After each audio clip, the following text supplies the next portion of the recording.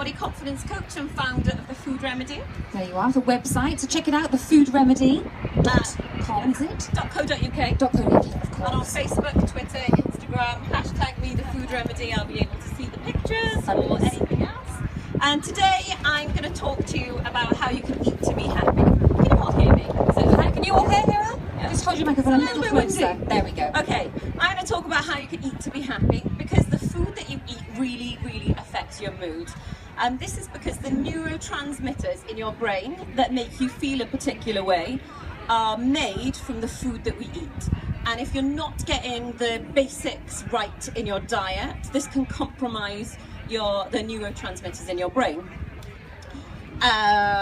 Okay, so basically today I'm going to give you 3 ways in which you can eat that can improve your mood, and then I'm going to give you examples of food for particular moods and how you can change them. So the first step on how to eat to be happy is, do you even have the guts to be healthy? Do you have the guts to be happy? Because your gut bacteria, I know we're very British and we don't like to talk about these things, but it's very important that every time you eat, every time something goes in, something else should be coming out. If you're not going to the toilet often or regularly, you can have a backlog of waste in your gut. And we actually have serotonin receptor sites in our brain. Now, serotonin is that happy hormone that makes us feel happy. And if our gut isn't working as optimally as possible as it can, those receptor sites can be compromised. So the way to have healthy guts is to make sure that we're having probiotics in our diet. And people with high levels of good bacteria, which are the probiotics, have been shown to be happier. And in your goodie bags today, for everyone that has them, you've got a sample of probiotics, so you can eat away to be happy next week.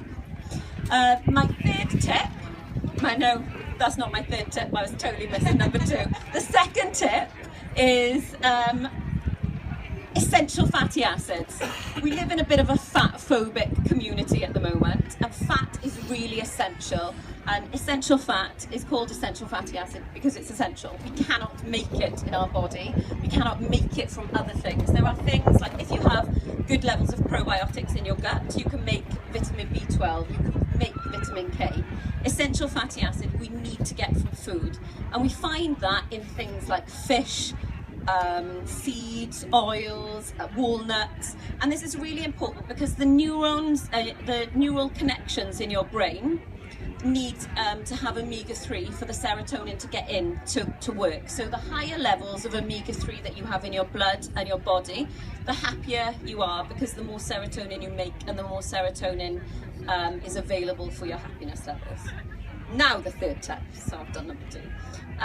It is balance your blood sugar levels. Now, if that sounds a little bit confusing, every time we eat any carbohydrate, it gets turned into sugar.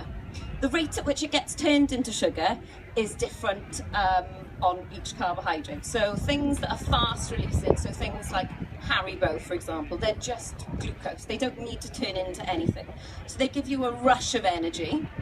And when you have this rush of energy, your brain gets confused because it's having these highs, and then what goes up comes down. So after your body has taken all the sugar from these Haribos into your system, it gets a low blood sugar level, and that's when you feel kind of really angry and you just need chocolate right now because you've got to punch someone in the face. And that's when your blood sugar levels are imbalanced. And so many of us today have such a high carbohydrate diet, even though we may think we're eating healthy foods. Things like having Weetabix for breakfast, having pasta with a tomato sauce for lunch, and then having a sandwich for dinner. That is going to cause blood sugar imbalances. Although the foods may be healthy, they're not high enough in fat or protein to stabilise your blood sugar levels. My top keeps blowing and it's kind of annoying. I feel like I'm flashing. Sorry. No problem. Okay, so the ways to eat to be happy are: make sure that your gut is as healthy as it possibly can. Make sure you've got those good probiotics in your body, and you get probiotics from live yogurt, anything that's fermented, anything like that. You make sure that you have enough essential fats in your diet by eating oily fish at least 3 times a week. You're having nuts, seeds, things like that. And the third thing is to balance your blood sugar levels. So eat protein or fats with carbohydrates. Go no more than 4 hours without food. So eat little and often is very, very important. And now I'm going to talk about specific foods for specific moods. Oh, that's a bit of a mouthful. Try saying that fast. Specific. Okay, if you're feeling tired, it might be because you haven't got enough oxygen going to your brain. So we find oxygen in red meat, eggs. It's in the yolks. So you want to be having something like these are little egg muffins with vegetables, and they've got spinach in them because spinach contains folate. Folate helps your brain turn protein into serotonin, that happy hormone. It's got the iron from the yolks, which helps oxygen flow to your brain, and it's got vitamin C in the form of tomatoes, which helps your body absorb iron as well. Or if you don't like eggs, a steak salad would do the same trick. If you're feeling really cranky or you're really irritable, it could be that you're having low blood sugar levels. So the things to eat for low blood sugar levels are things like live yogurt with blueberries or any kind of berries would be good. Or there's a wasp in there, so I'm gonna try that. Or almonds with peanut butter. Apples with peanut butter. You put off by the wasp. There you go. Hummus with vegetables. All of these are a nice mix of carbohydrates and proteins, and some of them have got some fats in as well. So they're really good mood foods. If you are feeling a little bit sad, you want to be upping your omega-3. So things like walnuts, salmon, they're great if you're feeling sad. The more omega-3 in your blood, the more serotonin you make and the more serotonin you absorb. So they're really, really happy foods.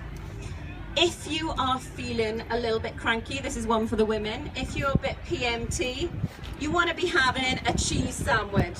The carbohydrates in the bread, along with the B vitamins and the calcium in the green vegetables and the cheese, is really going to help you feel calm. If you're feeling anxious, you want to be having a lot more magnesium in your diet. And magnesium is kind of like the natural tranquilizer. So we get that from almond butter or oats or the Oatly milk. They're all really good if you're feeling anxious. And this is my absolute favorite one. You have it on good authority that if you're feeling stressed, you can eat chocolate. Woo! Dark chocolate contains something that lowers your cortisol levels. Cortisol is your stress producing hormone. So it's not that much though, it's only 25 grams. If you have more than 25 grams, you might make yourself a little bit more stressed. So go easy on the chocolate. But the good thing is, if you have 25 grams of chocolate, dark chocolate has to be higher than 70% cocoa. You are more likely to have lower stress levels